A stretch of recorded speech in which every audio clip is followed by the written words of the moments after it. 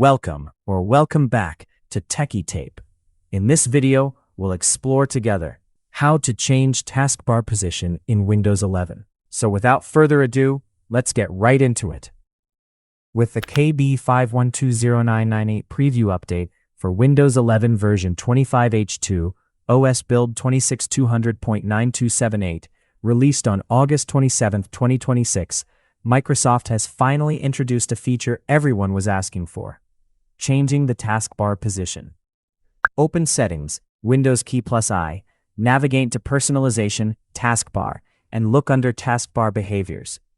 You will see the new taskbar position option, where you can choose where the taskbar is placed on your screen: bottom, top, left, or right. You can also use the taskbar alignment setting to choose how your icons are positioned along the taskbar. Note, if you don't see this option yet, make sure to go to Windows Update and check for updates. Don't forget to toggle on the option Get the latest updates as soon as they're available.